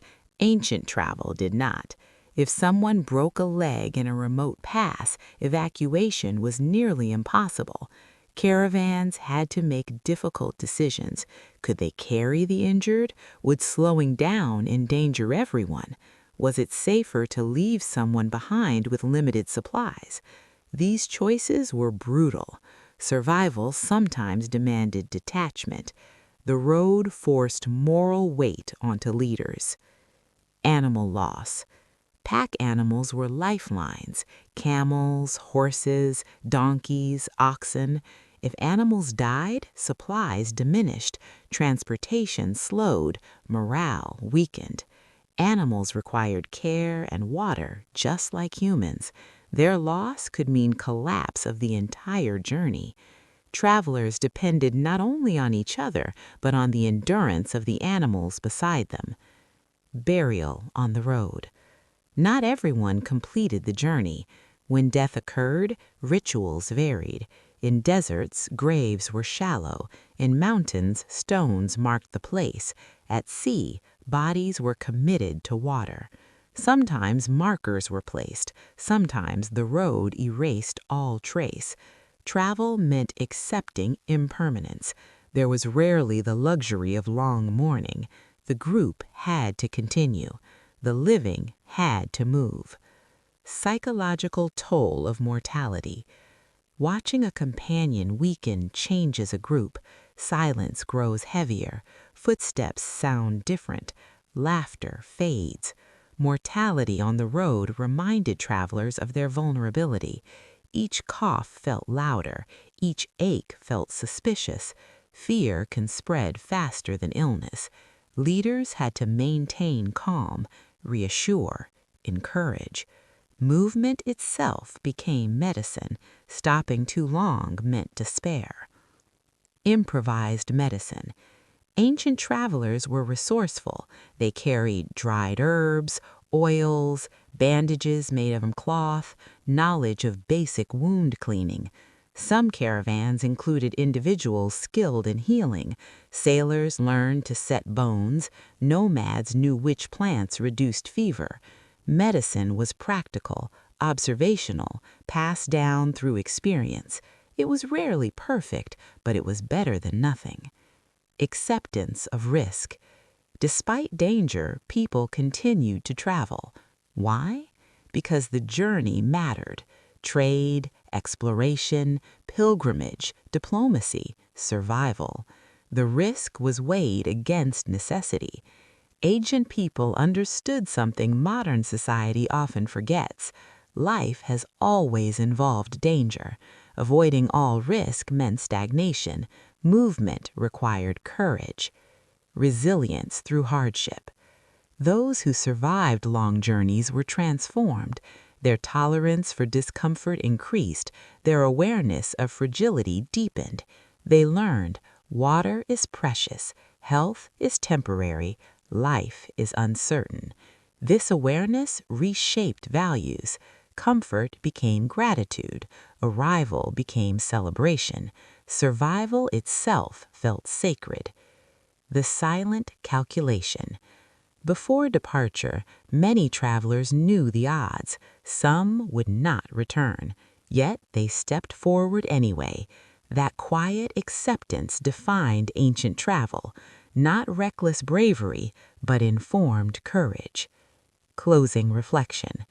The road was beautiful, but it was also brutal.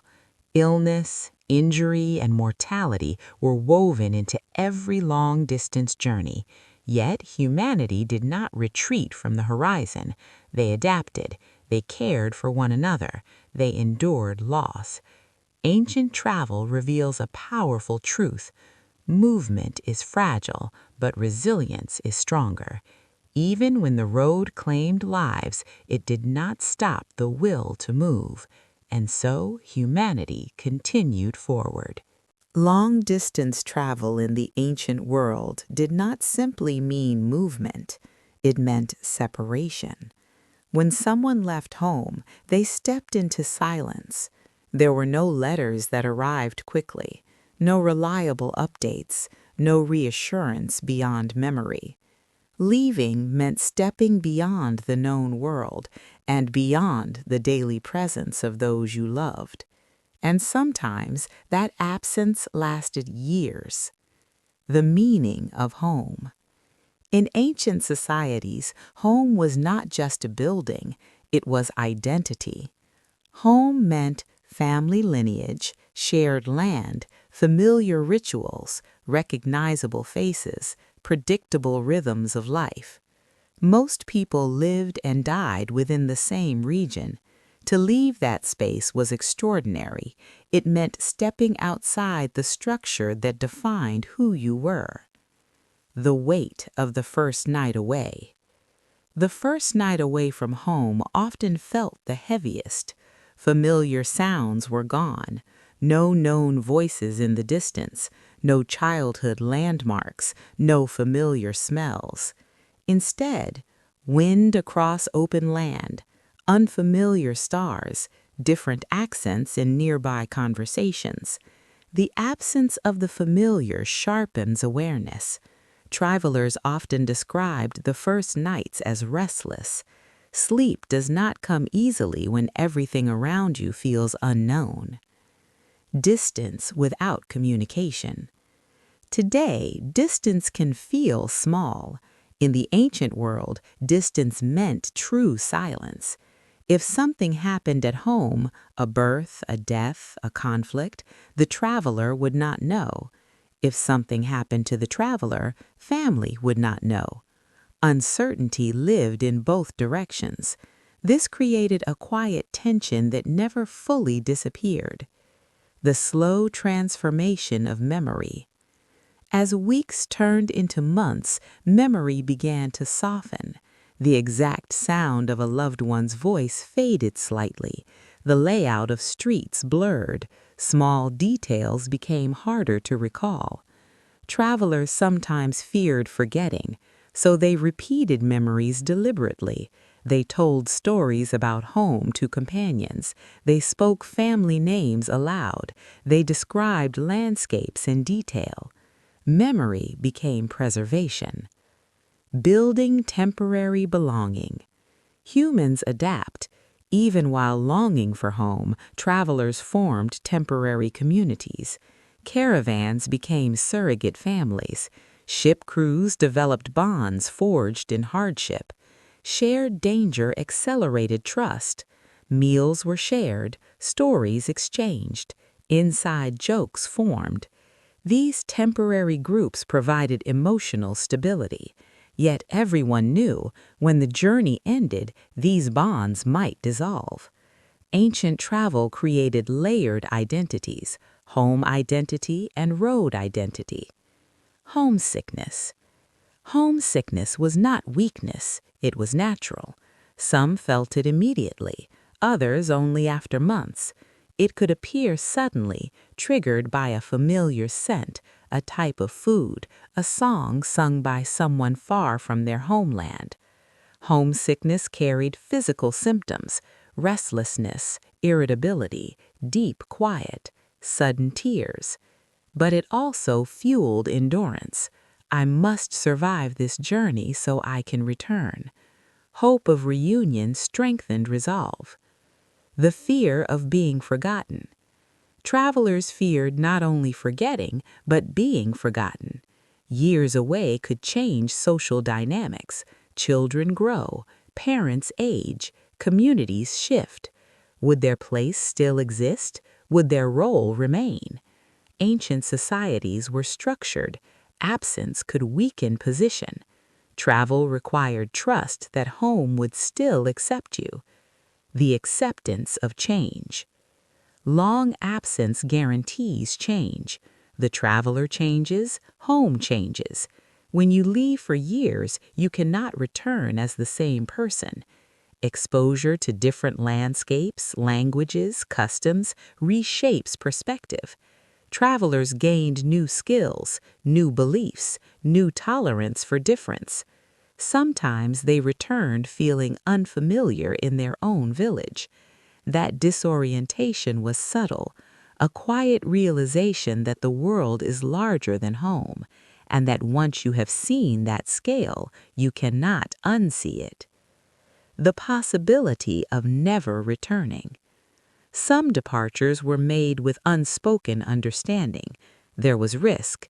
Travelers prepared quietly, debts settled, possessions distributed, blessings given. Ancient people understood mortality. Leaving carried the possibility that home would only exist in memory from that point forward. That awareness made departure sacred. Emotional endurance. Leaving home for years required emotional strength, not dramatic strength, quiet strength. The strength to wake up in unfamiliar terrain, to keep walking despite longing, to hold memory without being overwhelmed by it. Travel was not just geographical, it was emotional distance, and maintaining internal balance required discipline. Rituals of connection. Some travelers carried small objects from home, a carved token, a piece of fabric, a religious symbol. These items grounded identity. They were anchors in foreign spaces. Looking at them reminded travelers, I belong somewhere. That sense of belonging sustained them across vast landscapes. The return in imagination.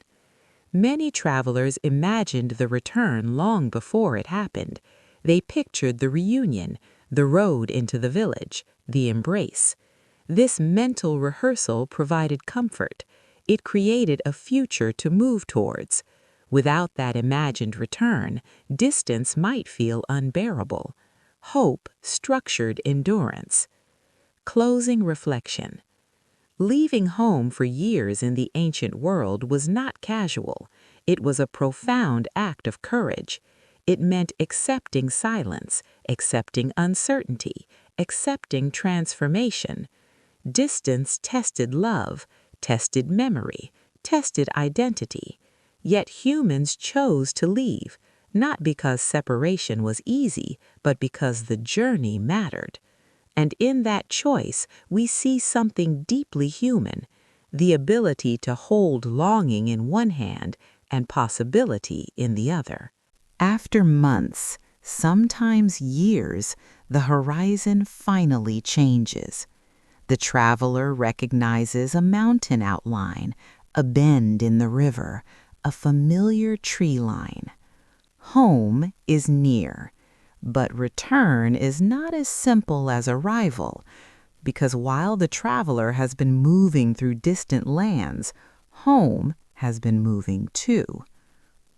The first sight of familiar land. The moment of recognition is powerful. A known landscape feels different after long absence, smaller sometimes, or larger in memory than reality. The air smells familiar. The light feels softer. Even the wind seems recognizable. Emotion rises quietly. Relief, anticipation, uncertainty, because return is both reunion and reckoning. The walk back into the village. Entering home after years away is not dramatic at first. It can be strangely quiet. People may not recognize you immediately. Children have grown. Elders have aged. Structures may have changed. The traveler sees difference instantly. Others see difference too. The road leaves marks. Skin weathered, posture altered, eyes that have seen distance. You are home, but you are not the same. The reunion. When recognition happens, emotion breaks through. Family members embrace, friends gather, questions flood in. Where did you go? What did you see? Was it dangerous? Did you think of us? Stories spill out slowly. Because how do you compress years into conversation? How do you explain deserts to someone who has never left the valley? The traveler must translate vast experience into simple words, and some things cannot be translated fully.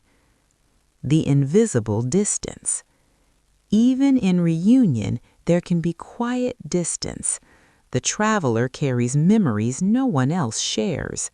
Hardship, loss, beauty, fear. Those experiences shape perspective. Home may feel smaller, not physically, but mentally. Concerns that once felt urgent may now feel minor. The traveler has seen larger scales. This shift can create subtle isolation. You belong, but differently. Reintegration. Ancient societies were structured, roles were clear. Absence disrupts structure. If someone left as a young adult and returns older, their place in social hierarchy may have shifted. Responsibilities might have changed, relationships evolved. Reintegration requires adjustment. Some travelers resumed life smoothly, others struggled to settle. After years of movement, stillness can feel unnatural. The restlessness after return. Travel changes rhythm. On the road, each day demands alertness, decision-making, adaptation. Back home, routine returns. For some, this feels comforting. For others, it feels restrictive. The horizon that once called may still whisper. The memory of vast space lingers. Restlessness after return is common, not because home is insufficient, but because the traveler has expanded internally. Sharing knowledge. Return brings knowledge home. Travelers share new routes, foreign customs, stories of distant lands, practical survival techniques. In this way, return enriches the community. The village that stayed still benefits from the one who moved. Ancient travel was not just personal transformation, it was communal expansion. Each returning traveler widened the worldview of those who never left. Grief and absence. Not all reunions are complete.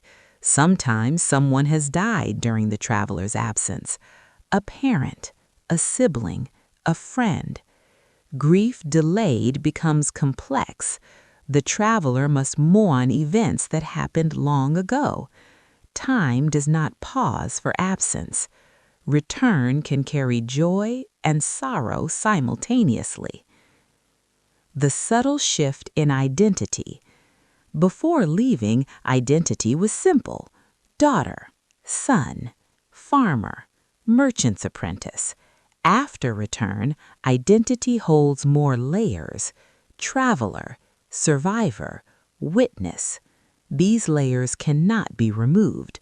The road becomes part of the self. And even if the traveler never leaves again, they will always carry distance within them. Community perception. Communities often viewed long-distance travelers with a mix of admiration and curiosity. They had seen beyond known boundaries. Their stories felt almost mythical. Sometimes travelers gained status. Other times they were viewed cautiously as carriers of foreign ideas. Change is not always welcomed easily. The traveler must navigate not just geography, but social perception. The quiet after celebration. After reunion celebrations fade, life resumes. Fields must be tended, homes maintained, routine restored. In quiet moments, the traveler reflects. Was it worth it? The answer is rarely simple. Travel carried danger, but also growth. Loss, but also knowledge. Return completes the circle, but does not erase transformation. The permanence of distance. Even after settling back into home life, distance remains part of memory. A person who has crossed deserts never sees sand the same way again. A person who has crossed oceans never sees water as merely surface. Experience alters perception permanently. Ancient travel reshaped identity in ways invisible but lasting. Closing reflection. Returning home after years away is not a return to who you were. It is the meeting of two versions of yourself, the one who left and the one who endured the road. Home welcomes you, but you bring the horizon with you. Ancient travel did not end when footsteps stopped. It continued in memory, in perspective, in subtle change. The road becomes part of identity, and even in stillness, the traveler carries movement inside. long before engines, long before maps were precise, long before borders were drawn clearly on paper, humans were already moving. Across deserts, over mountains, across oceans guided only by stars. Ancient long-distance travel was not easy. It was slow, risk-filled, often uncertain. And yet people kept going. Why? Because movement is not separate from humanity. It is part of it. Movement as instinct. From the earliest migrations out of Africa to seasonal nomadic routes, movement shaped our species. Travel was not a luxury. It was survival. Seeking water, following animals, escaping drought, exploring opportunity. Long before cities existed, humans were travelers. The instinct to move is ancient, and that instinct shaped who we became. Travel expanded the mind. When someone crossed beyond familiar hills, they encountered difference. Different languages, different rituals, different clothing, different beliefs. That exposure changed perception. The world stopped being a single valley or coastline. It became vast, layered, complex. Travel expanded mental boundaries long before political ones expanded. Once a person sees beyond their birthplace, imagination widens permanently. The end of isolation. Ancient travel slowly dissolved isolation between regions. Routes connected continents. Caravans bridged cultures. Ships crossed oceans. With connection came exchange. Ideas, technologies, stories, beliefs. No civilization developed in complete isolation forever. Travel created overlap. Overlap created evolution. Human identity became less local and more interconnected. Courage as a cultural value. Long-distance travel required bravery, not dramatic heroism, quiet endurance, walking into uncertainty, trusting memory, trusting companions, trusting the sky. Ancient societies respected those who traveled far because distance demanded resilience. Travel elevated certain traits: patience, adaptability, observation, leadership. Those traits shaped cultural values. Movement refined character. A new sense of scale. When ancient travelers stood in vast deserts or open seas, they confronted scale. Nature felt enormous. Humans felt small. This awareness shaped philosophy and spirituality.